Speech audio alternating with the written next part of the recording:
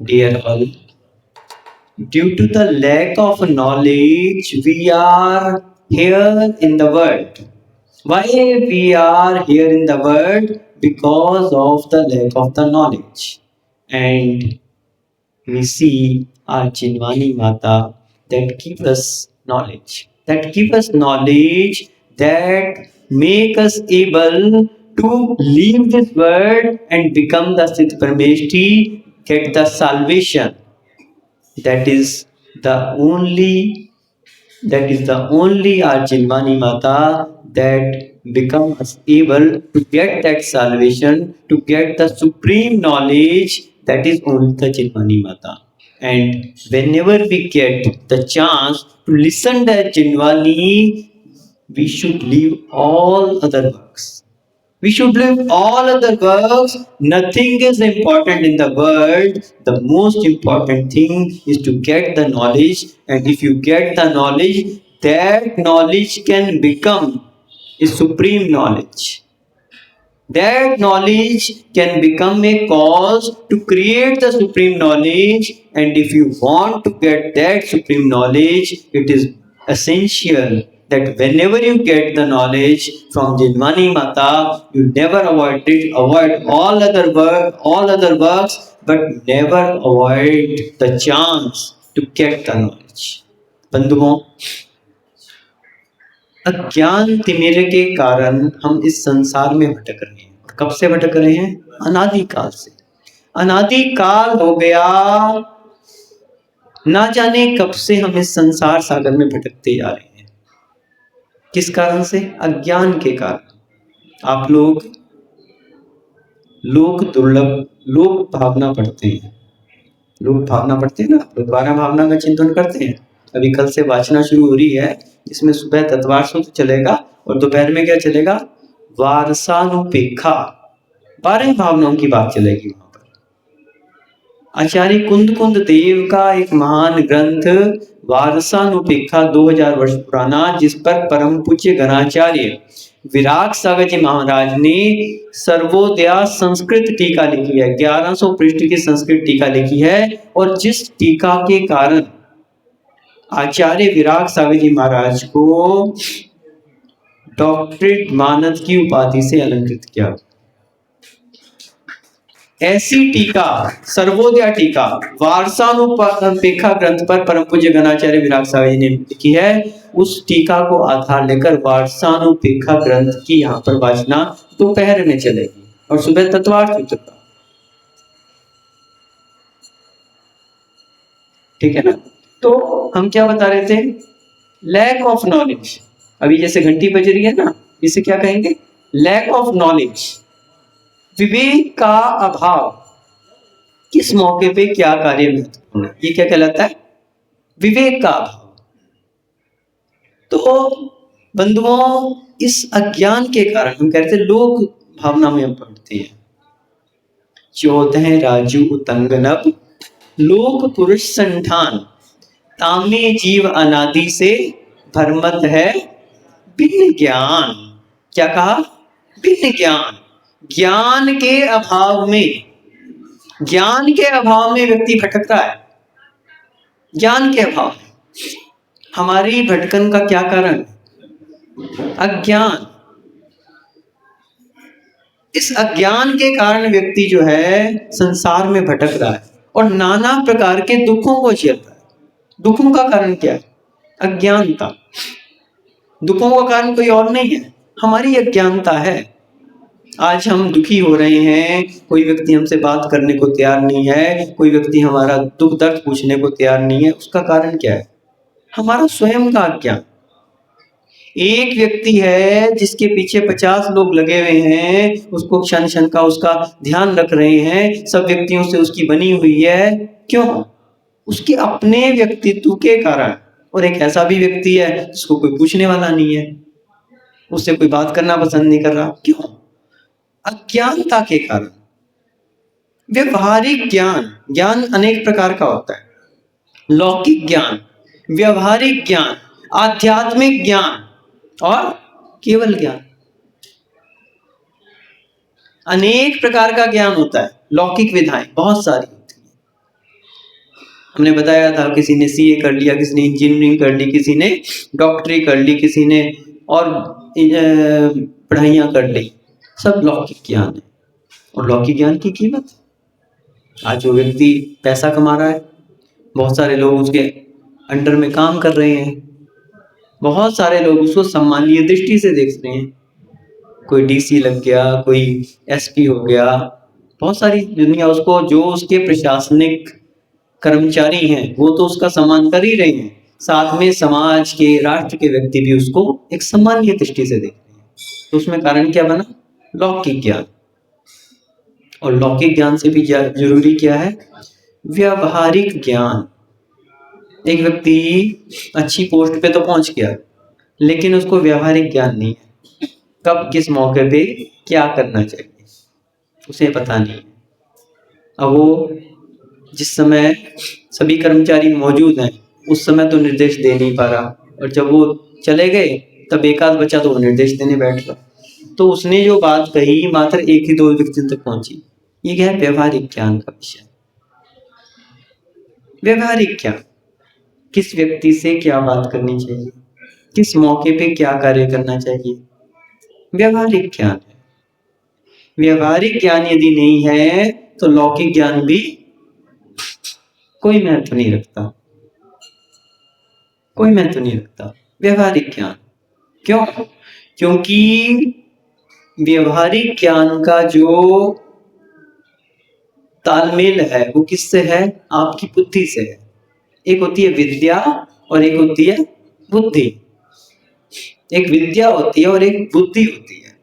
तो विद्या तो लौकिक विद्या हो सकती है, शास्त्रीय विद्या हो सकती है, जिसे हम कहते हैं ना आध्यात्मिक ज्ञान, आध्यात्मिक ज्ञान हो सकता है, या यूं कहें कि आध्यात्मिक ज्ञान भी एक अलग है, शास्त्रीय ज्ञान, शास्त्रीय ज्ञान हो सकता है।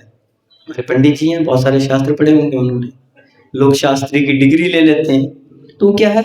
शास्त्रीय ज्ञान। गोमटसार पढ़ लिया, जीव कांड पढ़ लिया, कर्म कांड पढ़ लिया, तिलोय पन्नति पढ़ लिया, प्रथमान योग के ग्रंथों का अध्ययन कर लिया, महापुराण पढ़ लिया, आदि पुराण, कितने कितने शास्त्र पढ़ लिए, और तो क्या धवला जी और छठखंडागम तक पढ़ लिया, शास्त्रीय ज्ञान। लेकिन इसके साथ क्या चाहिए? व्यावहारिक ज्ञान। शास्त्रीय ज्ञान भी अपनी जगह जरूरी है, लेकिन साथ में क्या चाहिए? व्यावहारिक ज्ञान।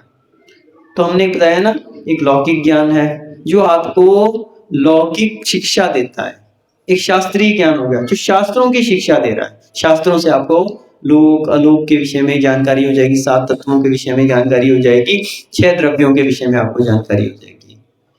इतना सब होने के बाद भी यदि व्यवहारिक ज्ञान नहीं है तो वो सब व्यर्थ है। क्यों?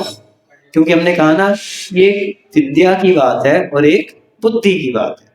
तो जो लौकिक ज्ञान है अथवा शास्त्रीय ज्ञान है, ये क्या है? विद्या है, डिग्री प्राप्त करने के लिए लौकिक डिग्री प्राप्त कर सकते हैं आप।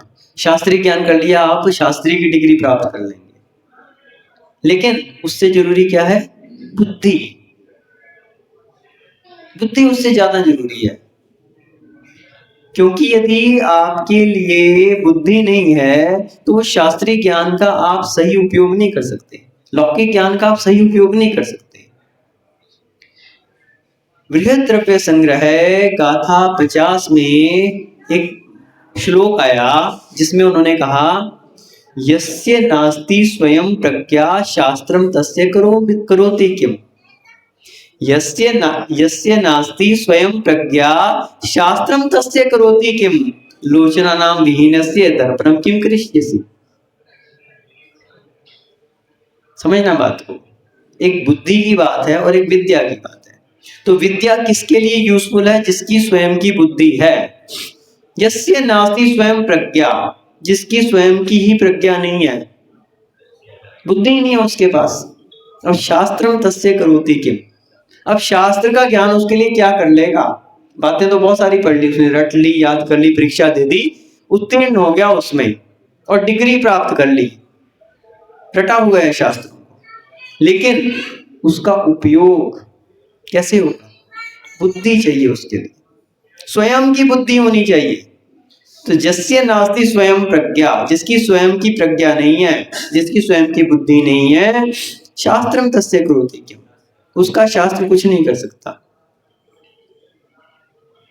क्यों? लोचना लोचनाभ्याम विहीनस्य दर्पणम किम करिष्यसि। दर्पण क्या करेगा उसका? आंखें ही नहीं है उसकी। अब कितना ही दर्पण सुंदर से सुंदर लगा ले, कितना ही सुंदर से सुंदर दर्पण वो रख ले, लेकिन उसके लिए वो किसी काम का नहीं है, आंखें ही नहीं है जिसकी, लोचना नाम विहीनस्य। तो इसलिए बंधुओं, बुद्धि का होना बहुत जरूरी है, और ये बुद्धि वास्तविकता में कहलाता है विवेक। विवेक जिसे कहते हैं ना, एक होती है पढ़ाई और एक होता है विवेक, कॉमन सेंस, जिसे इंग्लिश में आप क्या कहते हैं? Common sense. Common sense is a thing that is not common. Common sense is a thing that is not common. यानी कॉमन सेंस यानी बुद्धि, विवेक एक ऐसी चीज है दैट इज नॉट कॉमन, जो सभी के पास नहीं होती। नॉट कॉमन, हर किसी के पास नहीं होती वो। So common sense is a thing that is not common, हर किसी के पास नहीं पाई जाती, गिने चुने लोगों के पास ही पाई जाती है। लेकिन ऐसा नहीं है कि वो जागृत नहीं हो सकते, विवेक को जागृत किया जा सकता है, विवेक को जागृत किया जा सकता है। बस उसके लिए क्या चाहिए? दो चीजें चाहिए, एक तो शास्त्रीय ज्ञान तो चाहिए ही चाहिए, विधा तो चाहिए, साथ में अपना उस तरफ एक प्रयत्न भी होना चाहिए, एक इच्छा होनी चाहिए कि हम भी समाज में क्या कर सकें, एक रिस्पेक्टफुल स्थान को प्राप्त कर सकें। एक ऐसी भावना होनी चाहिए, व्यक्ति का स्वयं के व्यक्तित्व को निखारने का एक भाव होना चाहिए, तभी वो अपने अंदर वो कॉमन सेंस को डेवलप कर सकता है। बहुत सारे मैनेजमेंट डेवलपमेंट कोर्सेज होते हैं ना, बहुत सारे होते हैं। यहाँ तक कि प्रोफेशनल एजुकेशंस में भी ऐसे कोर्सों को मर्ज किया जाता है।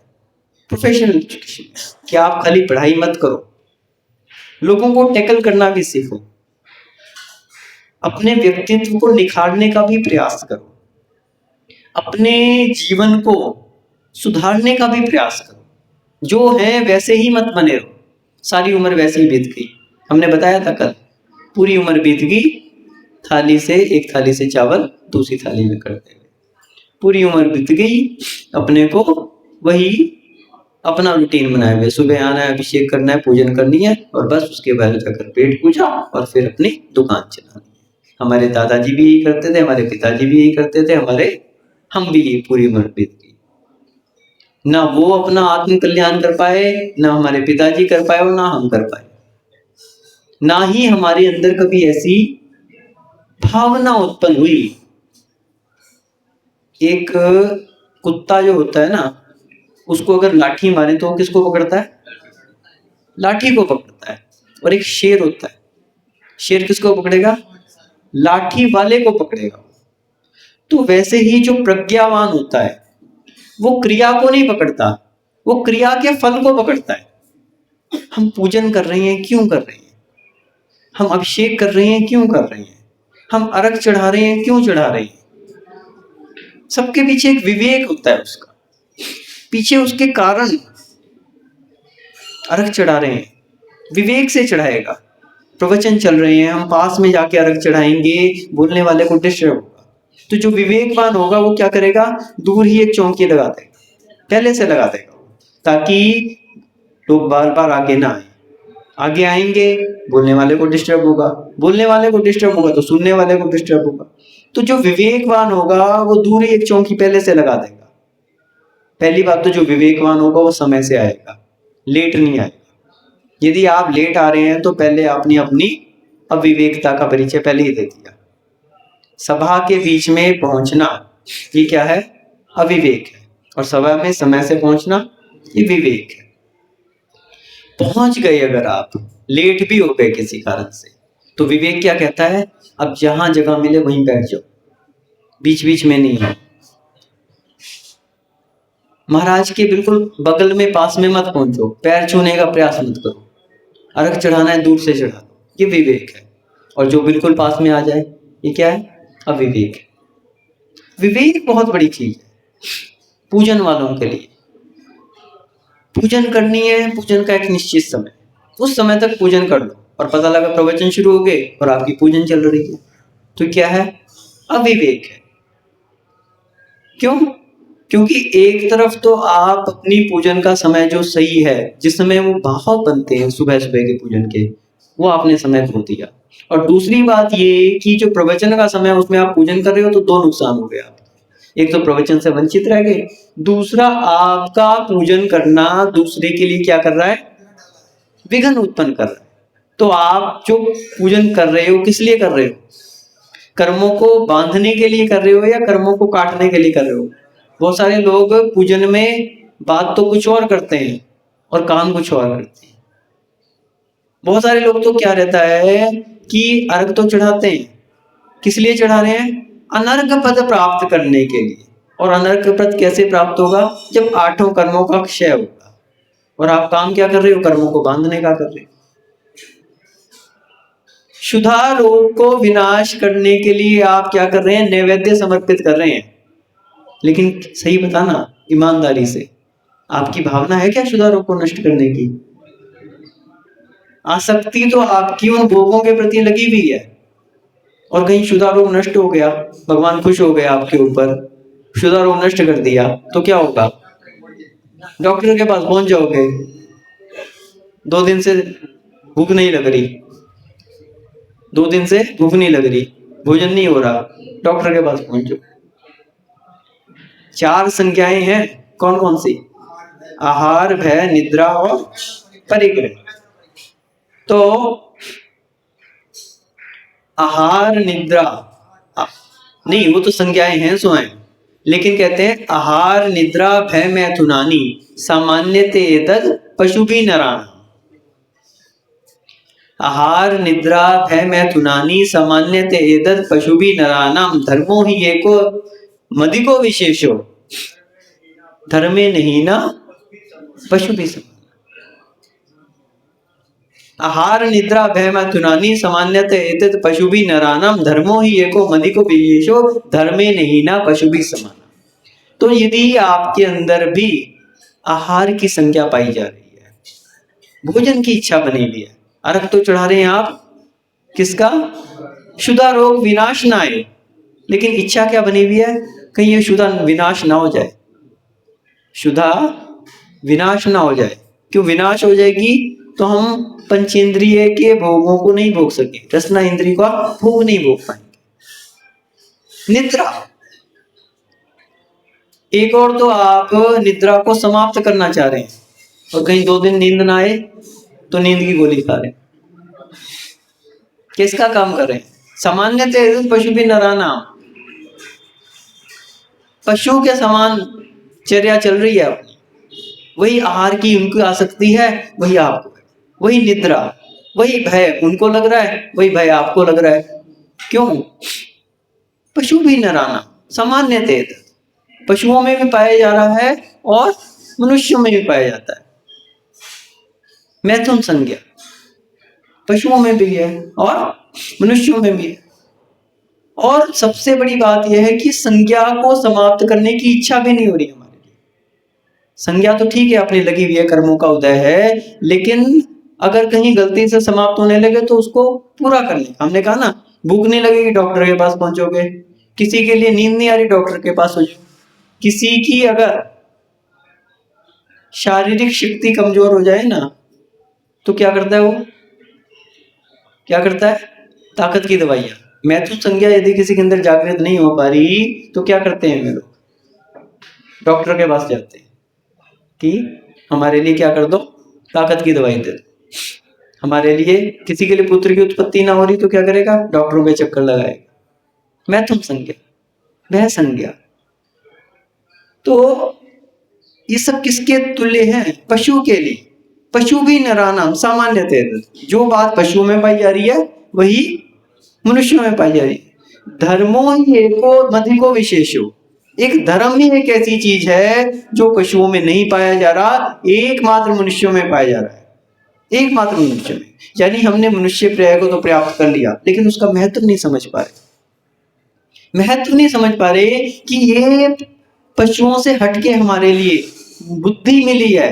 सबसे बड़ी बात क्या है, हमने क्या कहा था, वरम बत्ते, जो बुद्धि है, जो बुद्धि है वो विद्या से भी बड़ी है, वो सोचने समझने की। संगी प्राणी है अपन, संगी प्राणी, और संगी प्राणियों में भी विशेष हम शिवोपशम वाले हैं।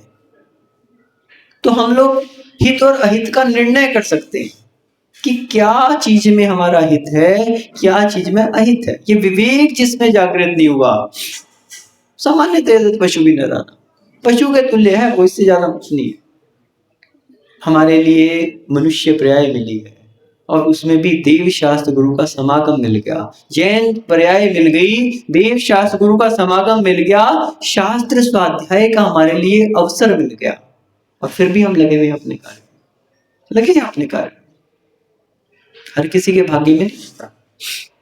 पुण्यशाली जीव को ही ये सब चीजें प्राप्त होती हैं, पुण्यशाली जीव को। क्योंकि पुण्य कितने प्रकार का होता है पंडित जी, पुण्य कितने प्रकार का होता है? पुण्य भी दो प्रकार का होता है, एक प्रशस्त पुण्य और एक अप्रशस्त पुण्य। पुण्य भी दो प्रकार का होता है, एक पुण्य अप्रशस्त पुण्य है।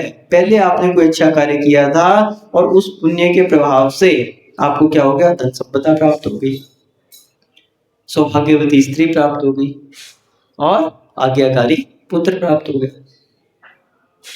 तीन प्रकार के सुख बताए हैं मनुष्य के लिए। पहला सुख निरोगी काया, पहला सुख निरोगी काया, और दूसरा सुख घर में माया। पहला सुख निरोगी काया, दूसरा सुख घर में माया, तीसरा पुत्र आज्ञाकारी, तीसरा शीलवती नारी, और चौथा पुत्र आज्ञाकारी। ये चार सुख हैं। तो ये सुख तो एक अप्रशस्त पुण्य वाले पापी के अंदर भी पाए जा सकते हैं, जिसका अप्रशस्त पुण्य है। लेकिन एक होता है प्रशस्त पुण्य, जिसे आप कहते हैं पुण्यानुबंधी पुण्य, पुण्यानुबंधी पुण्य। अब पुण्यानुबंधी पुण्य किसके लिए होता है? विशेष पुण्य है वो, हर किसी के लिए नहीं होता। ये तो पापी के यहां भी हो जाएगा। लेकिन जो पुण्यानुबंधी पुण्य वाले जीव होते हैं, उनके लिए धर्म के आयतन प्राप्त होते हैं, देव शास्त्र गुरु का समागम प्राप्त होता है, जिनवानी को सुनने का अवसर प्राप्त होता है, और धर्म में लगने की रुचि उत्पन्न होती है। उस धर्म को, आत्म धर्म को, आध्यात्मिक धर्म को प्राप्त करने की रुचि प्राप्त होती है, और उसके द्वारा वो क्या करते हैं, पुण्य के बल से ये सब चीजें प्राप्त हुई हैं, और इससे नए पुण्य का उत्पादन करते हैं। एक किसान होता है ना, बीज राख फल भोगवे, क्यों किसान फल पाए। तो वो पुण्य के द्वारा नए पुण्य को उत्पन्न करते हैं। जैसे बीज के द्वारा क्या करता है, वो फसल को उत्पन्न करता है, और उसमें से फिर बीज आते हैं, और फिर बीजों से अपनी कमाई करता है, और फिर नई फसल उत्पन्न करता है। तो उसका क्या होता है, संपत्ति बढ़ती चली जाती है। ऐसे पुण्यानुबंधी पुण्य वाले जीव होते हैं। जो पापी होता है वो तो अपने पुण्य को भोगों में लगा के समाप्त कर लेता है, और दुर्गति का पात्र बन जाता है। तो ऐसा पुण्य किस काम, कोई काम का नहीं है, फिर दोबारा नरकों त्रिंचों की यात्रा करा। लेकिन पुण्यानुबंधी पुण्य का प्रभाव है एकमात्र कि पुण्य के बल से आपको ये सब आयतन प्राप्त हो गए, जिनवानी को सुनने का सौभाग्य मिल गया, उससे हमारे अंदर विवेक जागृत हो गया, विवेक से हमारे अंदर वैराग्य की उत्पत्ति हुई, और वैराग्य के द्वारा हमने अपने कल्याण का मार्ग निकाल लिया, अपने जीवन में चारित्र को उत्पन्न कर लिया, अपने जीवन में व्रतों को धारण कर लिया, अनुव्रतों को धारण कर लिया, प्रतिमाओं को धारण कर लिया, और महाव्रतों को धारण करके जीवन को सार्थक बना लिया। और फिर इस प्रकार से अपने पुण्य में और अधिक वृद्धि कर ली, और अधिक वृद्धि कर ली। तो इस प्रकार से पुण्यानुबंधी पुण्य वाला जीव अपने पुण्य को बढ़ाता चला जाता है, और अंत में पुण्य फला अरिहंता, एक दिन अरिहंत पद को भी प्राप्त कर लेता। किसके बल पर? उसी पुण्य के बल पर। बस शर्त क्या है कि पुण्य को सही कार्यों में लगना चाहिए। पुण्य से प्राप्त आयतनों को सही कार्यों में लगाना चाहिए, अपना विवेक उस दिशा में जागृत होना चाहिए और अपनी क्रिया उस दिशा में होनी चाहिए, पुरुषार्थ होना चाहिए। विवेक जागृत होना चाहिए और पुरुषार्थ होना चाहिए। अगर विवेक जागृत नहीं हुआ तब भी कोई फायदा नहीं है। क्यों? समझ नहीं पा रहे कि स्वाध्याय का क्या महत्व है, धर्म का क्या महत्व है, और जान भी लिया तो जानता हूं फिर भी गड्ढे में गिर रहा हूं, फिर भी चारित्र को उत्पन्न नहीं कर रहे, फिर भी क्रिया में नहीं उतार पा रहे, हमारे लिए अवसर भी मिल रहे हैं फिर भी स्वाध्याय में नहीं बैठ पा रहे। टीकमगढ़ की इतनी बड़ी समाज है, जैन समाज है, जैन कुल भी मिला है उनको, लेकिन बहुत सारे लोग बैठे हैं अपने घर में, बहुत सारे लोग दुकान पे बैठे हैं, बहुत सारे लोग घर गृहस्थी चला रहे हैं, बहुत सारे लोग रिश्तेदारी में गए हुए हैं। बाजार मंदिर में बतलाते हैं इतनी लगी हुई समाज है, और उसके बावजूद भी आप सब लोग, सिर्फ आप सब लोगों की बात कर रहा हूँ, जो बाजार मंदिर में भी उपस्थित है उनकी बात नहीं कर रहा हूँ। बहुत सारे लोग मंदिर में भी उपस्थित है लेकिन इधर उधर के कार्यों में लगे, उनको कोई मतलब नहीं है कि प्रवचन चल रहा है। क्यों? पुण्यानुबंधी पुण्य सत्ता में नहीं है, सत्ता में नहीं है उनकी, और इसी कारण कोई लेट आ रहा है, कोई आके भी बैठ नहीं पा रहा, कोई अपने मतलब नहीं है उसको प्रवचनों से, आता है दर्शन करता है निकल जाता है। पुण्य चाहिए इसके लिए, और कौन सा पुण्य चाहिए? पुण्यानुबंधी पुण्य चाहिए, हर किसी को नहीं मिल सकता। और पुण्यानुबंधी पुण्य यदि आपकी सत्ता में है, निश्चित रूप से वो विवेक जागृत होगा, जिस विवेक की हम बात कर रहे हैं। पहली बात तो विवेक हमारे अंदर अगर है तो हम यहाँ पे उस ज्ञान को अर्जित करने का पुरुषार्थ कर रहे हैं, और अगर नहीं है तो भी उस विवेक को जागृत करने का पुरुषार्थ कर रहे हैं। तो बंधुओं, ये जो विवेक है, ये जो ज्ञान है, निश्चित रूप से क्या है? दुर्लभ है, दुर्लभ है, हर किसी के लिए प्राप्त नहीं हो सकता। और अगर प्राप्त हो जाए तो निश्चित रूप से उसका कल्याण मार्ग प्रशस्त हो जाता है। इसलिए कभी भी अवसर मिल जाए अपने लिए जिनवानी के स्वाध्याय का, क्योंकि हम जिस विवेक की बात कर रहे हैं वो विवेक ही हमें सारी चीजें बतलाता है। कल हमने बताया था चौके में, विवेक की बात है, कब कौन सी चीज चलानी है, किसके बाद क्या चलाना है। बहुत सारे लोग होते हैं पहले तो पूरी चीज दिखाते ही नहीं है, पता ही नहीं है। अगर एक बार हमारा क्या हुआ, नमक का त्याग था और चौके वालों को आइडिया नहीं था कुछ चीज का, तो उन्होंने सब चीज में नमक मिला रखा था। अब हमने कहा कि ये हटाओ, ये हटाओ, ये हटाओ, ये हटाओ, ये हटाओ, वो घबरा गए। जिन चीजों में नमक मिला रखा था वो हमने हटवा दी, और जिनमें नमक मिला नहीं रखा था वो दिखाई नहीं देते। चौके में दूध भी था, चौके में मीठा भी था, चौके में फल फ्रूट भी थे, वो कुछ दिखाई नहीं दे। दाल रोटी सब्जी दिखा रहे हैं, हमने कहा ये हटा दो भैया, इसमें नमक मिला है। और वो घबरा गए, क्या चलाएं क्या चलाएं क्या चलाएं। तो ये क्या है? विवेक का अभाव। पहली बात तो सब चीज दिखानी चाहिए, और जो चीज दिखाई है उसको चलानी भी चाहिए। बहुत सारे लोग दिखा तो देते हैं, बस देख लिया हो क्या, अब रखी। विवेक का अभाव। आप अपनी पूजन पद्धतियों को ले लो, हमने कहा कि समय होता है कि निश्चित, तो वो निश्चित समय में जो पूजन की जा रही है तो वो कार्यकारी है, और असमय में की जा रही है, कोई 11 बजे आ रहा है, कोई 12 बजे आ रहा है, वो भाव नहीं रख सकते। सुबह का समय रहता है पूजन का, हर चीज का एक समय निर्धारित होता है। सुबह का पूजन का समय होता है, उसके बाद स्वाध्याय का समय होता है। जैसे आपका ऑफिस का टाइम रहता है ना, ऑफिस में आप चाहे जब मर्जी चले जाओ, दुकान पे चाहे जाए, तो क्या होगा? अपना नुकसान होगा ना। तो उसी प्रकार से जो पूजन का समय है, जो लाभ आपको सुबह के समय मिलेगा अभिषेक का, पूजन का, वो बाद के समय में उतना लाभ नहीं मिल सकता, क्योंकि समय का अपना प्रभाव, काल का। विवेक। और भी आप अपने अपनी क्रियाकलापों में बैठने के क्रम को ले लो, कोई जेंट्स बैठे हैं, कोई उसी बीच में लेडीज बैठी है, कोई कहीं बैठा है, कोई आगे बैठा है, कोई पीछे बैठा है। एक धर्म सभा का सिस्टम रहता है, जेंट्स एक तरफ बैठते हैं, लेडीज एक तरफ बैठती है, अथवा जेंट्स लोग आगे बैठ जाते हैं, लेडीज पीछे बैठ जाती है। ऐसा नहीं चाहे जहां बैठ के, कोई इधर बैठ गया, कोई इधर बैठ गया, कोई सामने बैठ गया, कोई पीछे बैठ गया, कोई बीच में खाली छोड़ दिया। अर्घ चढ़ाने के लिए चौकी कहाँ लगानी है? विवेक। जहां आपका एंट्री द्वार है, ट्राई करके सिस्टम क्या रहता है, जेंट्स एक तरफ, लेडीज एक तरफ, बीच में अर्घ चढ़ाने के लिए पीछे की साइड में, महाराज के पास में नहीं, पीछे की साइड पे चौकी लगा देती है कि अब कोई भी आए यहीं से अर्घ चढ़ाओ और अपने अपने क्रम से व्यवस्थित बैठते चले जाओ। विवेक है हर चीज। ज्ञान, विवेक। तो इससे क्या होता है कि व्यक्ति को लगता है कि हाँ, समाज में उसके लिए उस विवेक की कीमत है। और जिसके अंदर ये विवेक नहीं है, जिंदगी चल रही है, हमने कहा ना, हमारे पिताजी भी पूजन करते थे, हमारे दादाजी भी करते थे, हम भी करते आ रहे हैं। क्यों करते आ रहे हैं वो हमने समझने का प्रयास नहीं किया।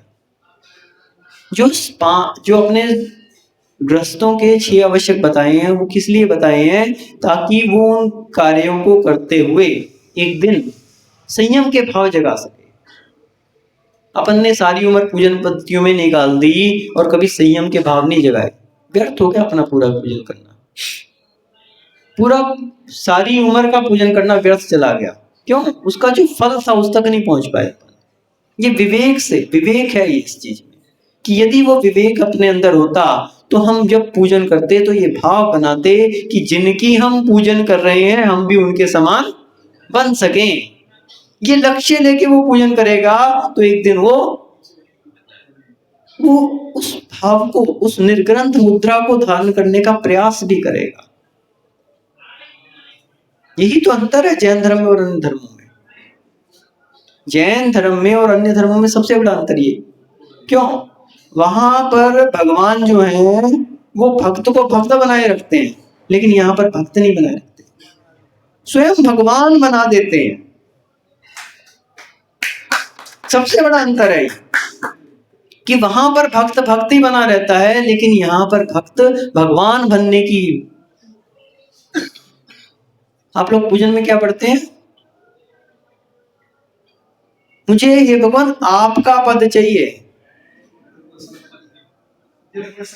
जिन गुण संपत्ति हो मच्छम। ये संसार का वैभव मुझे नहीं चाहिए, ये तो धूल के समान। आपका पद, आप अपनी सीट खाली करो और मैं वहां पे बैठूं। और यहाँ तो सिद्ध परमेष्ठी कहते हैं कि जहां हम बैठे हैं वहीं भी तुम बैठ जाओ, एक माही अनेक मिराजे, हमें कुछ अंतर नहीं पड़ता, तुम तो बैठते चले जाओ, खाली करने की जरूरत ही नहीं है। हम तो बैठे हैं, तुम भी बैठ जाओ। हम तो खुद यही कहते हैं कि हम तो बैठे हैं, तुम भी हमारे बगल में आके बैठ जाओ। कितने लोग बैठना चाहते हैं हमारे बगल में? कोई बैठना नहीं चाहता। अरे भावना तो बना ही लो बैठने की, भावना तो बना ही लो। भावना से ही एक दिन कार्य की उत्पत्ति भी हो जाएगी। भावना ही नहीं है, बस हम तो ऐसे ही अच्छे हैं। सवेरे आ जाते हैं, पूजन कर लेते हैं, प्रक्षाल कर लेते हैं, हो गया काम 24 घंटे का। और उसके पीछे लक्ष्य क्या चल रहा है? हमारी दुकान ठीक ठाक चलती रहे, हमारे बच्चे जो हैं ठीक ठाक रहें, हमारे लिए कोई किसी प्रकार की बाधा उत्पन्न ना हो, बस इतने ही लक्ष्य है। उतना ही अपनी कैपेसिटी उतनी है, उससे ज्यादा अपन हजम नहीं कर पा रहे।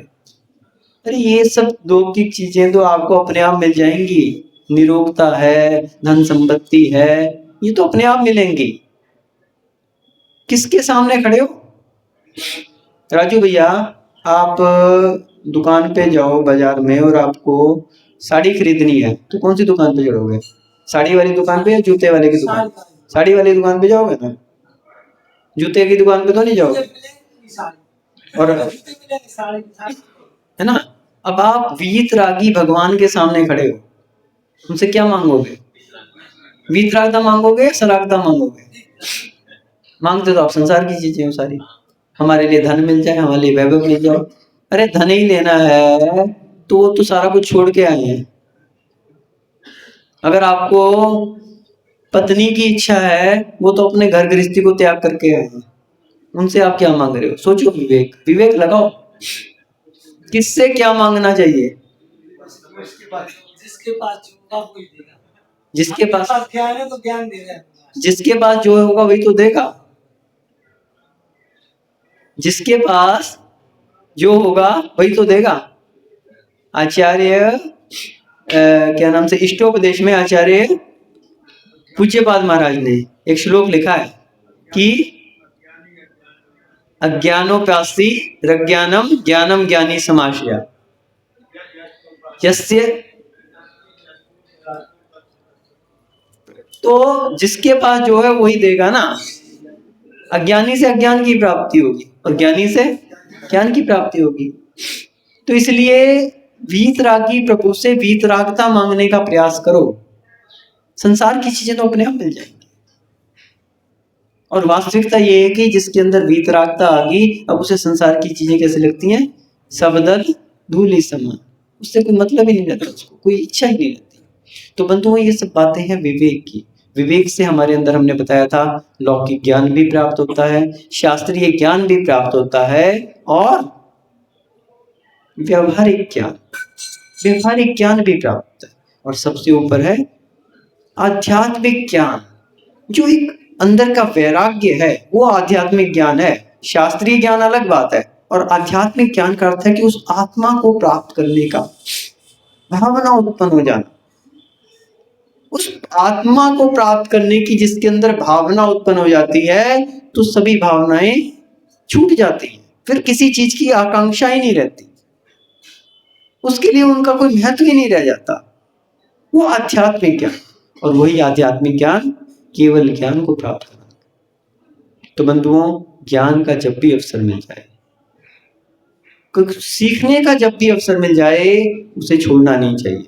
और लौकिक चीजें तो अपने सिखाने वाले बहुत मिल जाते हैं, शास्त्रों को पढ़ाने वाले भी आपको मिल जाएंगे, लेकिन उस आध्यात्मिक ज्ञान को उत्पन्न करने के लिए निश्चित रूप से एकमात्र वीतरागी प्रभु ही समर्थ हो सकते हैं, देव शास्त्र गुरु ही समर्थ हो सकते हैं। उसका यदि आपके लिए अवसर मिल जाए, तो फिर शास्त्रीय ज्ञान तो आपको पंडित जी भी करवा देंगे। पंडित जी के लिए आप कहीं भी बुला सकते हो, आमंत्रण कर सकते हो, कहीं उनके लिए न्यौछावर राशि भी दे सकते हो, किसी भी शहर में हो आप किसी भी शहर से बुला सकते हो। लेकिन मुनि महाराज, मुनियों का समागम इतना सुगम नहीं है, सौभाग्य से मिलता है देव शास्त्र को समागम। तीर्थंकरों का विहार कैसे होता है पता है आपको? भवि भागन के जोगी विषाद, उनके भाग्य के द्वारा। किसी के श्रीफल से मुनि तीर्थंकरों का विहार नहीं होता, ये हमारे यहाँ चलो, उनके पुण्य के कारण। ऐसे ही महाराजों का जो विहार होता है, समागम मिलता है, वासना का अवसर मिलता है। कैसे मिलता है? पुण्य के वशात। और वो पुण्य भी कौन सा होना चाहिए? पुण्यानुबंधी पुण्य होना चाहिए। तब आप उस पुण्य से अपने पुण्य में वृद्धि करके और एक दिन पुण्य फला अरिहंत पद को प्राप्त कर सकते हो। और अगर आपने उस पुण्य को सही दिशा में लगाने का पुरुषार्थ नहीं किया, तो क्या होगा? वो पुण्य आएगा, अपना फल देगा और क्षीण हो जाएगा, समाप्त हो जाएगा। पाप के उदय में तो आप नए पाप का बंध कर लेते हो, अरे पुण्य के उदय में पुण्य को बांधने का प्रयास कर लो। पाप के उदय में तो बहुत सारे लोग पाप का बंध कर लेते हैं। आपके लिए पाप का उदय आया, पुराने कर्म का उदय आया, तो क्या हुआ? सामने वाले ने आपको गाली दे दी। क्यों? आपके पाप का उदय था और आपने क्या किया? ये तो विचार नहीं किया कि मेरे पाप का उदय था। आपने सोच लिया कि ये गाली देने वाला मुझे गाली दे रहा है, और आपने लठ उठा ली। क्या किया? पाप का उदय था, नए पाप का बंद कर लिया। यदि आप ये विचार कर लेते कि ये गाली देने वाला मुझे गाली क्यों दे रहा है? क्योंकि मेरे पाप का उदय है, और आप समता भाव रख लेते, तो पाप आके अपना फल देके निर्जीर्ण हो जाता, नए पाप का बंद नहीं होता। पाप का बंद करते हुए तो आप पीछे नहीं हटते, नए पाप का बंद कर लेते। और पुण्य का उदय आ रहा है तो उसमें नए पुण्य का बंद नहीं कर पा रहे।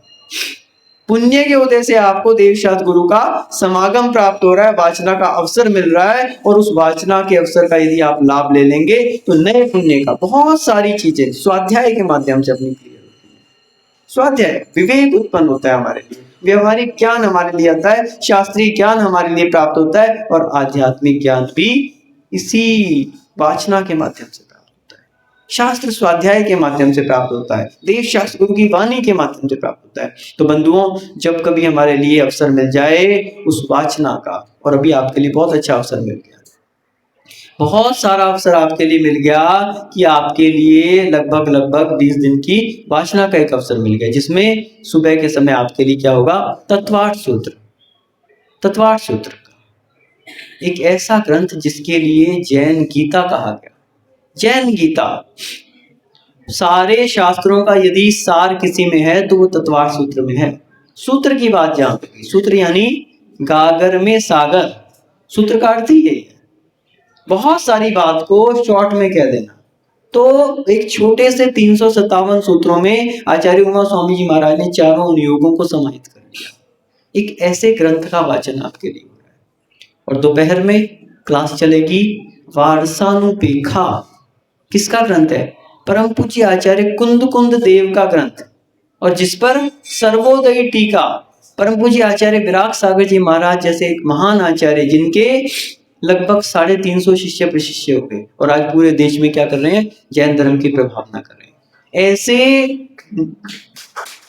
ऐसे आचार्य विराग सागर जी महाराज ने, जिस पर सर्वोदया नाम की संस्कृत टीका 1100 पृष्ठीय लिखी है और जिसके कारण उनके लिए डॉक्टरेट मानद की उपाधि दी गई।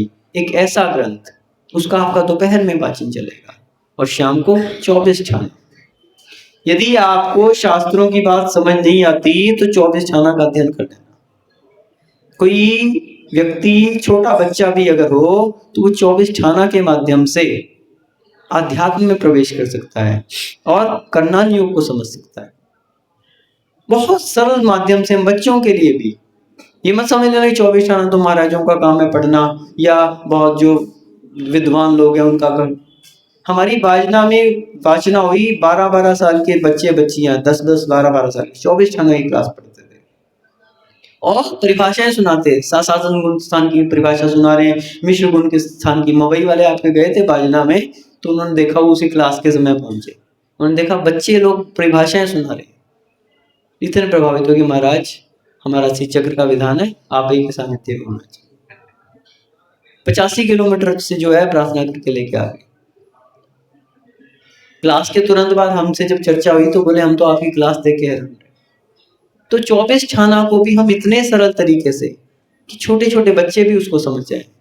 गति कितनी होती है, कषाय कितनी होती हैं, इंद्रियां कितनी होती हैं, यही तो है 24 छाना। और क्या है? गई इंद्रिय चिकाए जो वे कषाय नाने। ये तो छोटे छोटे बच्चों को कराया जाता है। गति कितनी होती है, कषाय कितनी होती हैं और इंद्रियां कितनी होती हैं। छोटे छोटे बच्चे भी समझ सकते हैं उसको और बड़े लोग भी समझ सकते हैं। गुण स्थान कितने होते हैं, कौन कौन से होते हैं, वो भी उसमें विषय आएंगे। क्या स्वरूप है उनका, कौन से गुण स्थान में किस किस का बंद होता है, कौन से कर्म का बंद होता है, बंद की विच्छुत्ति, बंद विच्छुत्ति, उदय विच्छुत्ति और सत्व विच्छुत्ति, इस तरह के कांडक आदि, ये सब चीजें भी। लेकिन पहले प्रारंभिक अवस्था। तो ज्ञान को एक प्राप्त करने का अवसर जब भी मिल जाए, जहां भी मिल जाए, सारे कामों को छोड़ देना चाहिए। और कल आपके यहाँ पर विधिवत वाचना कलश की भी स्थापना होगी, उसमें भी आपको अनुमोदना करनी है, उसमें भी अनुमोदना होनी चाहिए। क्योंकि मन वचन काया तीन, और मन वचन और धन, यूं कहें कि तीनों से अपन ज्ञान कर सकते। प्रथमान योग, कर्णान योग, चरणान योग, द्रव्यान योग के शास्त्रों को आपको उसको विराजित करने का अवसर मिल रहा है, स्थापित करने का अवसर मिल रहा है। एक कौंडेश ग्वाला ने एक शास्त्र का दान किया था, कितने बड़ा उनके लिए, कुंत कुंत देव जैसी करते, कितने ज्ञान का उनके लिए। तो ये भी सब क्या है, अपने अंदर ज्ञान को प्राप्त करने का अवसर है। कोई अपना द्रव्य खर्च करके ज्ञान को प्राप्त कर सकता है, कोई अपना तन खर्च करके, समय देके, और कोई क्या कर सकता है, अनुमोदना करके। हम नहीं कर पा रहे, आप करो, और नहीं कुछ कर पा रहे तो जो कर रहे हैं उनकी अनुमोदना करो, कृतकारित अनुमोदना से। पुण्य की प्राप्ति करनी है अपन को, पुण्य का अवसर मिला है पुण्य को बढ़ाने के लिए, ना कि पुण्य को भोग कर समाप्त करने के लिए। तो जो प्रज्ञावान प्राणी होते हैं वो अपने बीज का सदुपयोग करते हैं, उस बीज से वट वृक्ष पैदा कर लेते हैं और वट वृक्ष से अनेकों बीजों की उत्पत्ति कर लेते हैं। आपके लिए भी अवसर मिला है। अब आप कितना अपने पुण्य को उपयोग करके कितना अपने पुण्य को वृद्धिगत कर सकते हैं, ये आपके ऊपर है। अथवा उस समय को आपने यूं ही भूखों में लगा दिया, अन्य कार्यों में लगा दिया और क्षीण कर दिया, तो एक दिन वही दुर्गति का आपके लिए पात्र बनना पड़ेगा। आप अपने पुण्य के माध्यम से अपने पुण्य को बढ़ाएं और पुण्य फला अरिहंता एक दिन अरिहंत प्रसिद्ध पद को भी प्राप्त कर सकें। इसी भावना से जब उन्हें परम पूज्य गणाचार्य शेख स्वाट विराग सागर जी